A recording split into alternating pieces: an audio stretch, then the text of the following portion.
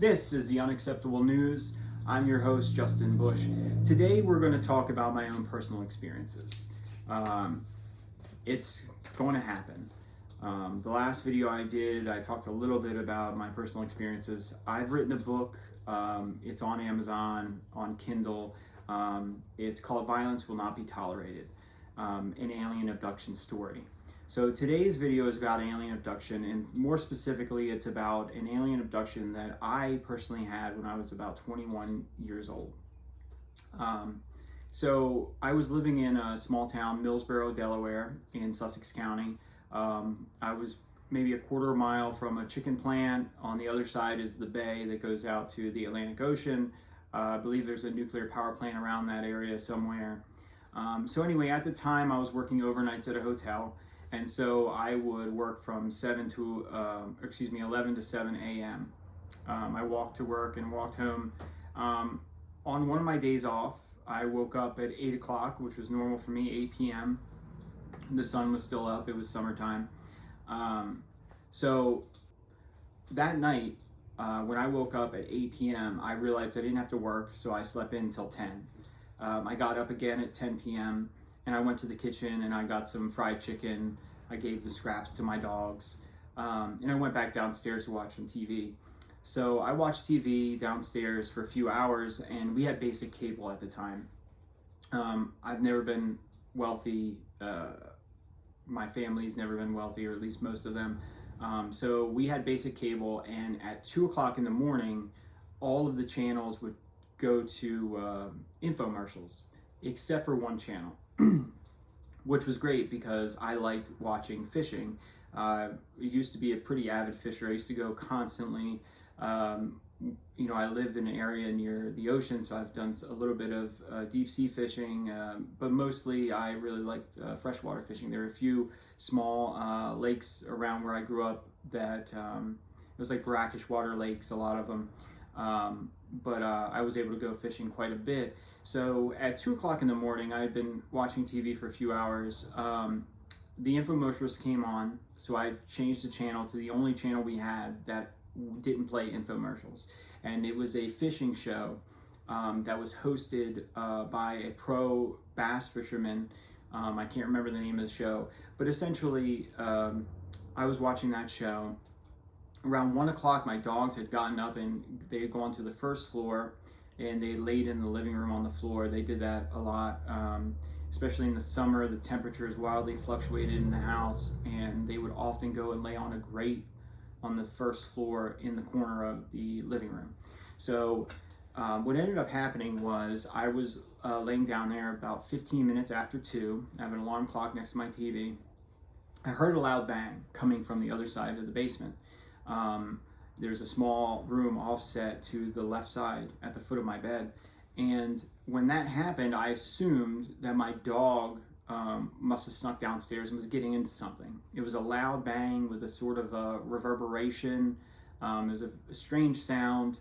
I couldn't immediately place what it was, but I just assumed my dog must have snuck down there because it's my first reaction.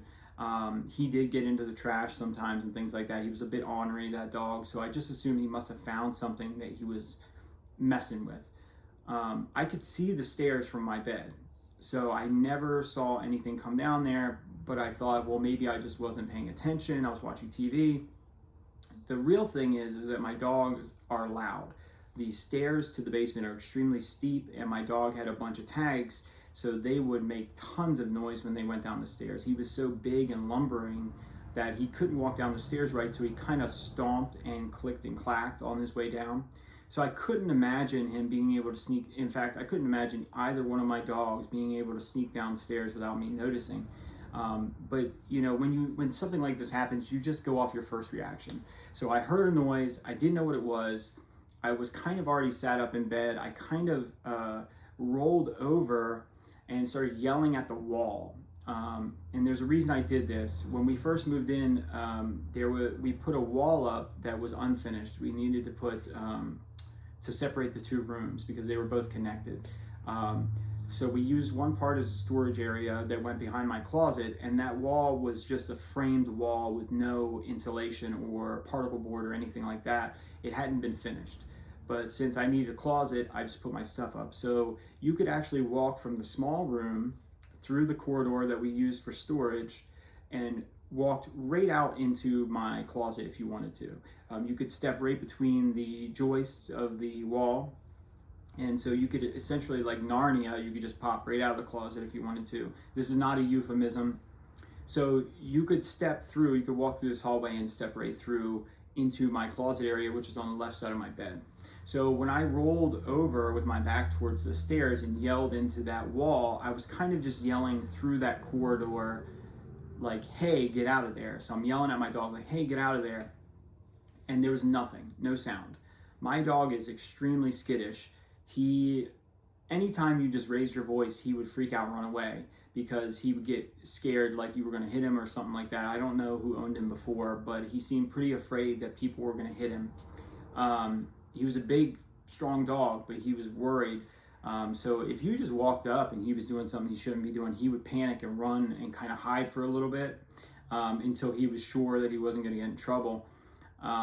So when I yelled and there was no sound, completely silent, it freaked me out. So I kind of rolled back and swung my leg off the bed and went to go stand up and push off the bed. And when I did, I was confronted about 6 feet away was a gray alien coming at me pretty fast. You don't have to move that fast at 6 feet. So I tried to grab a knife that I had on my bedside table. When I reached out for the knife, I was frozen. So I didn't get to grab it. When I was frozen, I don't know if it was fear or I don't think it was fear. I think that whatever capabilities these creatures have, they have the ability to interrupt your central nervous system. That's my personal opinion based on my experiences. You can be awake, you can be driving, you can be walking your dog. If you have an interaction with these creatures, they can somehow just freeze you in place.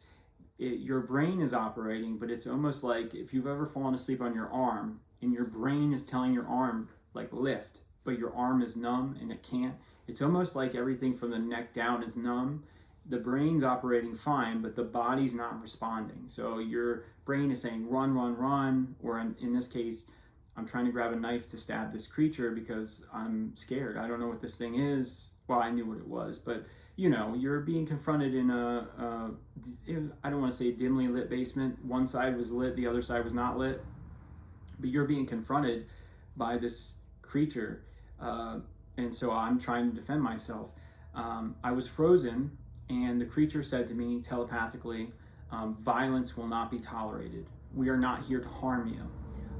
They always say something to this effect. In fact, that was probably the only time I ever heard that, or one of the only times I ever heard them deviate. Normally, when you have a run-in with them, they always say the same thing. They say, do not be afraid. We're not here to harm you. They say it every time. When you're little, when you're a teenager, when you become an adult, they always say the same thing. This was one of the only times, or at least one of the only times I remember, where they deviated from that normal speech, where they normally say, do not be afraid. We aren't here to harm you. She said, violence will not be tolerated. And when she said it like a mom that says, I'm not mad at you, I'm just disappointed. Then she said, we're not here to harm you. When she said that, a creature appeared next to her, a few feet away from her at the foot of my bed. It looked like a digital transition. If you have an old PowerPoint and you have one, and in fact, we'll put a little picture up to kind of show you a randomized digital transition. The creature was standing in front of a wall that went to that other room, and only the creature looked digital. It was like it was using a projection of the wall behind it in front of it. And then it randomly, pixel by pixel, I would say each pixel looked to be about 2 inches square. Those pixels transitioned to the wall, if you will, or the creature itself. It was almost like if you see those videos on YouTube where someone paints themselves to look like the wall behind them. Imagine instead of painting yourself, you're broadcasting a light in front of you. That is a picture of what's behind you. So anybody standing in front of that projection, they just see a photograph of behind you once it collapses, like a digital transition, they can see you're standing there. So as I'm watching this creature appear with this digital transition, I just thought to myself, like, what is that? Like, I couldn't understand what it was doing or what was happening. And it said camouflage. And I got the sense it had touched its chest like this. I got the sense that there was a device in its hand and a device in its chest. And it was turning this technology off, whatever it was, and that this was some sort of, I mean, it said camouflage, that this was some sort of camouflage technology. The creature then communicated with me, the smaller one. Now this creature, if you want to know what it looked like, you can see an exact copy of what I saw. I mean, it could be a clone or a twin. If you go watch the alien interview with the Victor alien interview tape, I'm sure you can find it. It's all over the internet. And we're talking about exact copy. The female was taller, slightly different skull shape, things like that, skull to body ratio. This creature was probably 3.5, 4 foot tall, I'm guessing. But when he appeared, he told me camouflage. He touched his chest. He gave me that thought projection, and then he threatened me. He told me that he would kill me. That's not exactly true. I mean, that's exactly true. What he actually said was something like, it was like, if you continue to endanger the life of my crew or my mission, then he would kill me, and then he wouldn't think anything about it. And then he showed me emptiness, and the word robot came to mind, like emotionless, like he would kill me and not even think a thing about it. He turned and got into a disagreement with the female.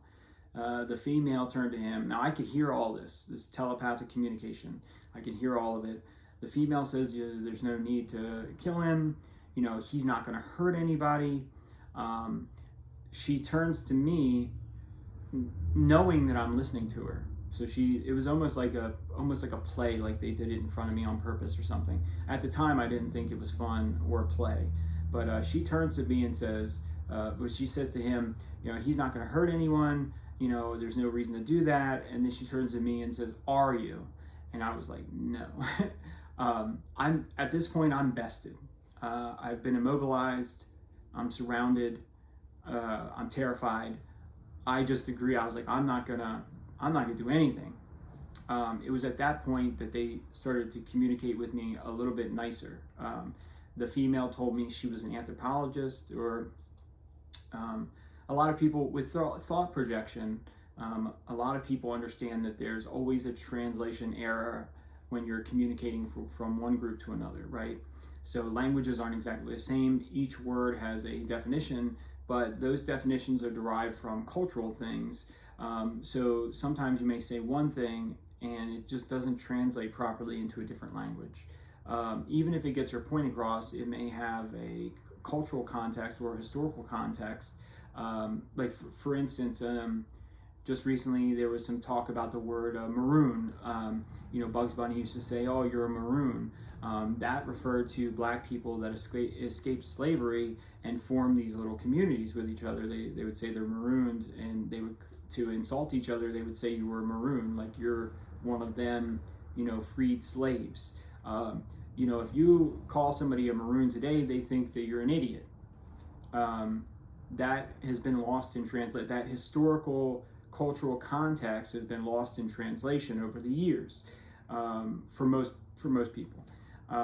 So when they communicate with you telepathically, they try to bridge that gap, I think, using human language, like anthropologist. I don't know if she was an anthropologist. I think that there's a possibility that she was just saying, this is kind of, I study humans. So she let me know she was an anthropologist, and it was her job to make contact with us for the mission, right? That was her job, is to initiate contact, communicate with human beings. She was a specialist on humans. The smaller creature that used the camouflage communicated with me, and he said that he was a military supervisor, essentially. He was a military attaché. He was attached to the mission, He had the highest rank above everybody there, and his sole job was security of the personnel on the mission. Third creature walked through my closet. So it walked down that little hallway, it popped out of the closet. I saw that creature, and I immediately realized that that creature, when telepathically communicating, that creature was an assistant. It was assisting them in the capturing me, collecting me, if you want to call it that. And that assistant had made the noise that allowed me to turn my back towards where they confronted me. So I turned my back towards them. It was a trick. I was easily tricked by a single noise to give up my backside so that they could get really close to me and grab me before I had a chance to react violently. And I felt really betrayed by that when the third creature, it literally walked through like I said, the wall was just a frame. So if you imagine a house, it's just got 2x4s everywhere. You can step in between them very easily. So it stepped in between that and came from that other room, and it stood next to the other two. And then the female told me, I had to go. And I was like, no, I don't want to. And then she said, you have to. I stood up on my own. The male security creature, I call him number one in my book. So number one starts walking, and I just start following him. And as I'm following him, I'm like, why am I don't understand why I'm following him. She said, hey, you have to go with us, or we need you to go with us, or something like that. And I was like, no, I'm not going with you. I don't want to go with you. And then she said, you have to. And I literally just followed her command. I followed number one across the basement, up the stairs. As we came up the stairs, the other two fell in line behind me. As we came up the stairs to the first floor, I looked over. There's my mother's bedroom. She was the only one home. She was asleep at the time. I was scared, and I was like, well, what about my mom? I didn't want anything to happen to her. And number one showed me, as we walked up, that there was a fourth creature in the house that was standing about 2 feet away from my mother's bed. She was sleeping. Her mouth was wide open. She was snoring. He was just staring at her. And it really reminded me, every once in a while when you communicate with these creatures, there is times when they are confused. When you say something, they don't understand it, and they'll let you know they don't understand what you're talking about. Whereas sometimes they say something to you and it makes no sense. One time they said something about contiguous universe. I didn't know the word contiguous. I didn't know what it meant. So I thought they meant continuous, like the universe is ever expanding. So some things do get lost in translation. But they showed me this other assistant creature. I don't know exactly what their job was, but they were just standing 2 feet away staring at my mother. And it reminded me of, like, if you tell somebody to do something and they just do it, like verbatim. And like somebody told this creature, hey, go watch his mom. And so he just stood next to her staring at her. Because that's what he was told to do, which I find kind of funny. I don't know if he... I don't want to assume that he was just staring at her. I mean, God knows what he was actually doing, but he was just standing next to her bed, and that's that room that's off to the left, up at the top of the basement. We walked through the kitchen, the small dining room, through the kitchen, out the back door. When I came out the back door, following these creatures, we were all walking in line together.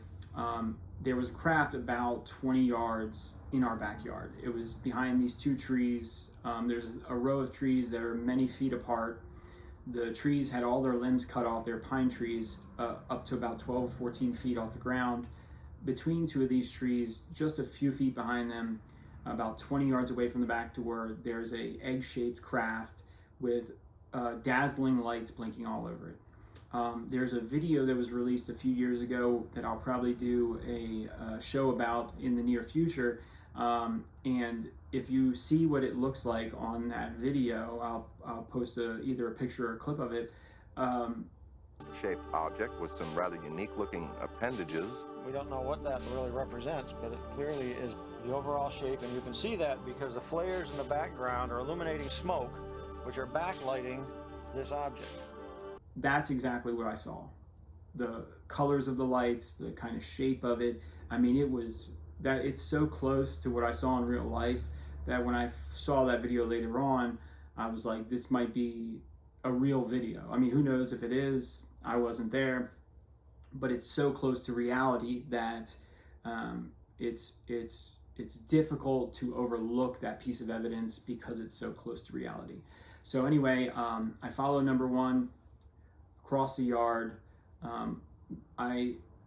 The lights are blinding, and it made me think that maybe that these flashing lights when they land on the ground, because if you drove by, it's 2:15 at night, 2:18 at night, something like that.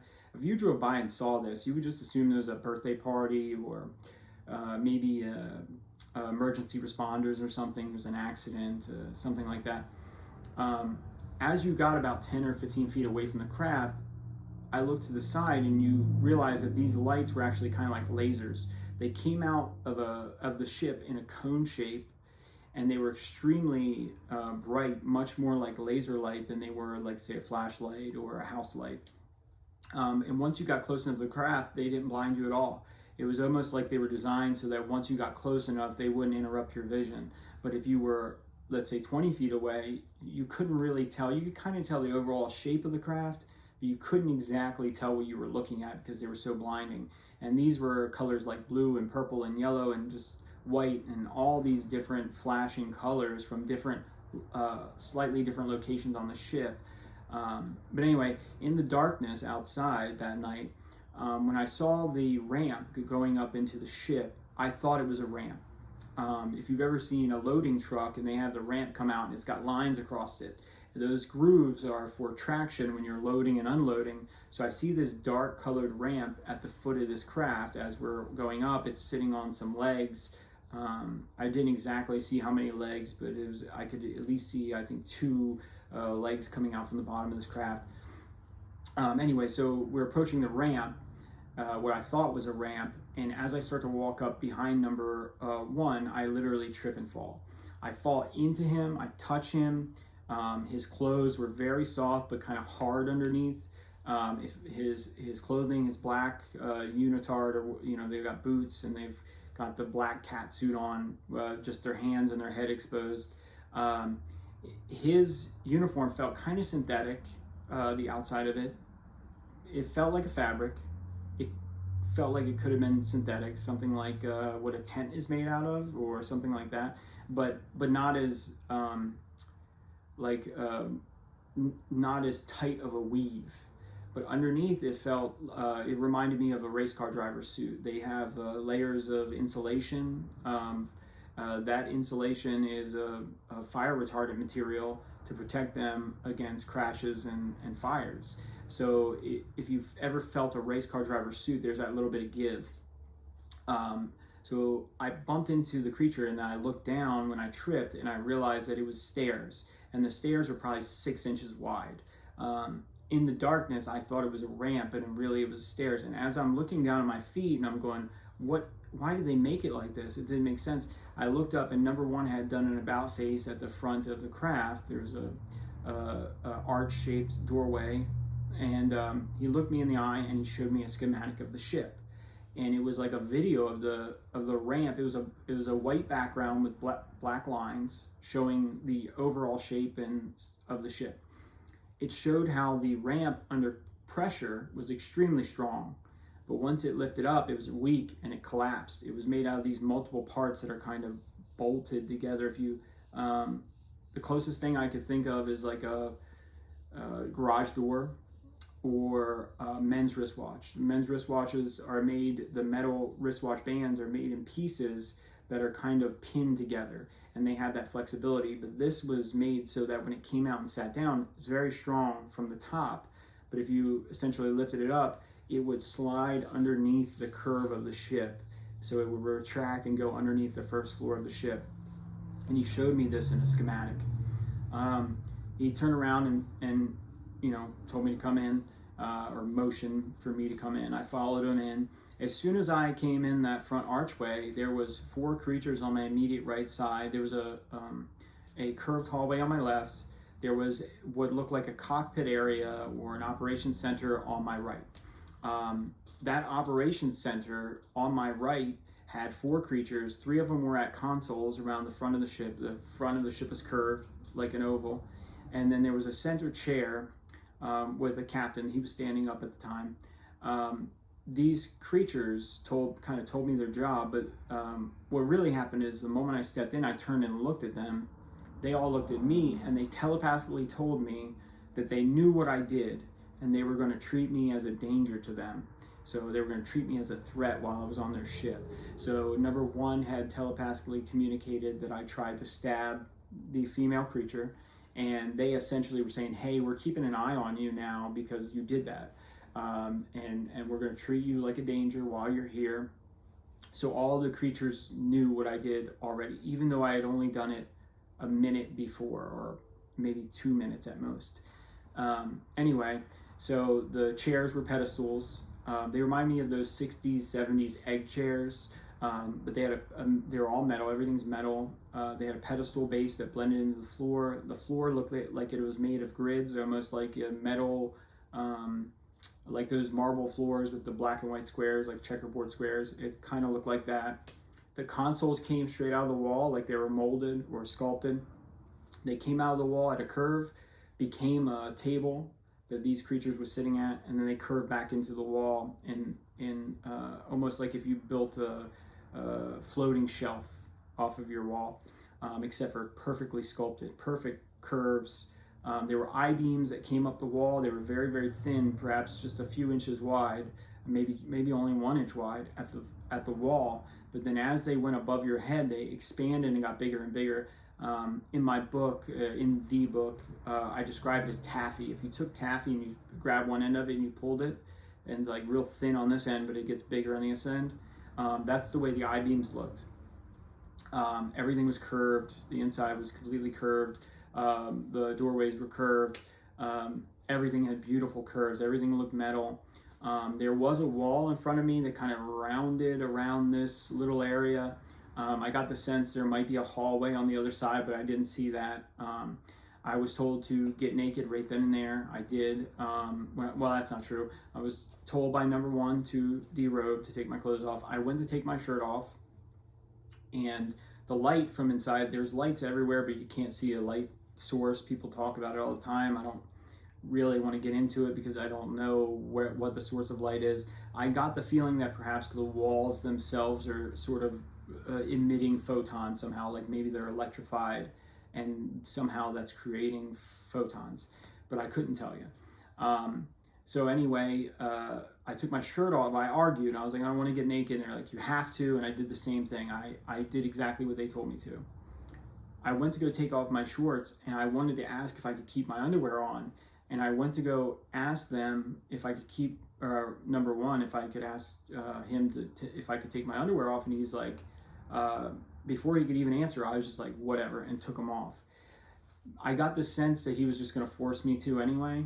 I don't know how that they are able to manipulate you the way they are, but I was worried he was going to manipulate me, and I didn't want to argue about it. He asked me nice the first time to take my pants and stuff off, so I just did it. I was like, I don't even want to argue, and I just did it. So now I'm naked. He directs me down the hallway. I go down the left side hallway. It's curved. There's a archway on the right. I go into that room, and then I kind of black out. Like things get choppy for a little bit. When I come to, I'm on the table. When I was taken into that room and these two blue and white creatures came, they were grays with blue and white skin. They were a little bit different than the other ones. They was, different head shape, things like that. But still big black eyes, very little nose, no lips, no ears. They came in and they did this surgery to me. I was very scared on the table. The primary doctor, if you want to call it that, waved its hand in front of my face. When it waved its hand in front of my face, it was like Xanax was being injected into me. From the tip of my head all the way down to my feet, it was like calmness, like a wave. All the fear and anxiety, everything just fell away. The creature on my right, after he waved his hand in front of my face and that happened, the creature on my right grabbed something from a table just out of view of me, and it was a long needle with this little handle, this black handle, and it injected it in my eye. When it did that, I lost complete vision in the right eye. The other creature, so now I can only look out of my left eye anyway. So I look at the other creature, and he picks up a small device. He touches it with the tips of his fingers and rolls it back in his hand like an octopus. If you ever see an octopus reach out and use a suction cup, that's what he did. When I saw the device in his hand, I thought to myself, what is that? What are you going to do to me? And he said brain mapping, very clearly, telepathic communication, brain mapping. And he picked up the device and he put it up my nose.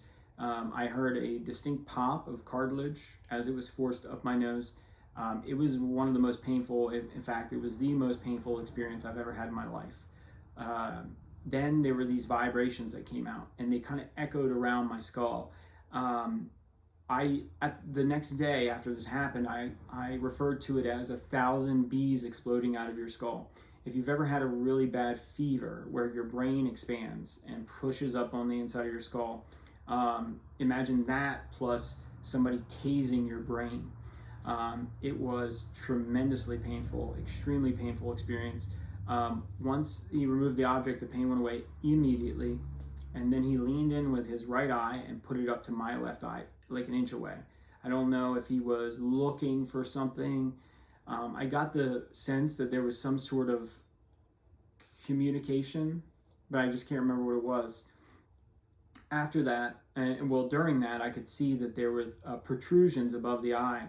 There were these small, black, cone-shaped protrusions, probably 10 or 13 of them, that went around the top of the eye of these specific blue and white speckled gray aliens, if you want to call them gray aliens. These reminded me of like very short and stubby eyebrows, but there was only one every centimeter or so across their large, black eye. Anyway, it did this telepathic thing with its eye. It looked at me and communicated in some fashion, and then it kept telling me I would forget, and it kept saying I would forget, and I'd forget, and I told it, I said, there's no way that I'm ever going to forget this, and then I forgot. I shouldn't laugh at that. I remembered most everything, but then after he did this, they stood up and they walked towards the doorway, and I blacked out. When I came to, they were trying to escort me across the basement back into the bed. They were trying to get me back in bed. I saw the clock clear as day. I saw the television running. It was 4:09 a.m., so almost 2 hours later. The television was playing the same show that I watched when I left. It was at the beginning of the episode. That television channel from 2 to 4 a.m. would play 4 shows. And then they would repeat those same shows from 4 to 6. So those hours, it was just like the same 4 shows back to back. I wouldn't call it reruns, but reruns. And so it was starting the show that I had watched most of, or, I watched 18 minutes of it or whatever at 2 o'clock, was restarting at 4. And so it was in the middle of that show. They left. I was immobilized. I couldn't move. And I believe I kind of fell asleep with my eyes open. And the reason I say that is because in the basement there's windows. I laid there immobilized and I was freaking out. I was like, I gotta run. I gotta get out of here. I gotta grab a weapon. I gotta do something. I'm scared. And so as I'm laying there, thinking these thoughts, it felt like 15 minutes had passed. I literally watched the sun come up outside. So imagine taking a video of the sunrise from inside your bedroom as the bedroom gets brighter and brighter from the windows, and imagine playing that on fast forward. It was such a strange experience that when I was released, I immediately ran. I grabbed the baseball bat and I ran outside, and I was confronted by the sun. Even though I just watched for about what felt like 15 minutes the sun rise inside the bedroom, I still didn't believe that was real. I thought when I ran outside that it would be dark still. So, it was about 2 hours later from the time they brought me in the bedroom until I was able to move. And those 2 hours seemed to go by like 15 minutes. I don't know if I fell asleep with my eyes open. I don't know if maybe I was drugged, or it's hard to say. I didn't feel drugged, but I had this weird experience of laying there immobilized, watching the sun come up. And then once I was let go, it was like I couldn't move. And then boom, I could. And I just ran and grabbed the baseball bat and ran outside. When the sun hit me, I was so confused about what was going on. I couldn't understand how the sun was up already, and I couldn't understand what was going on. I was really scared. I was really traumatized.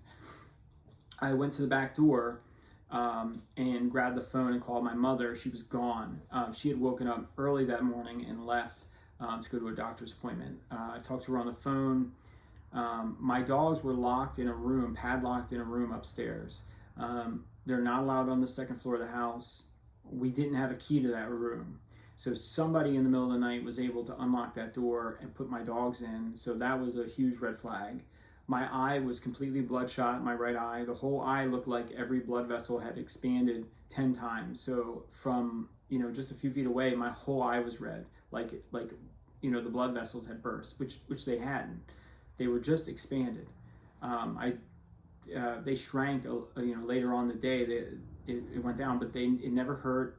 No pus, no pain, no nothing, just redness. My neighbor came over that day. After I was able to break my dogs out of the bedroom upstairs, my neighbor came over and said, did that really happen? He was terrified. In fact, it's not exactly true. He came over and he kind of interrogated me, and I was one of them. I was with him. He said that 2:15 he woke up. He was thirsty. Went to the kitchen, and his kitchen kind of looks right into our backyard. He said he saw the craft come over the house and land, and he interrogated me like I was their friend.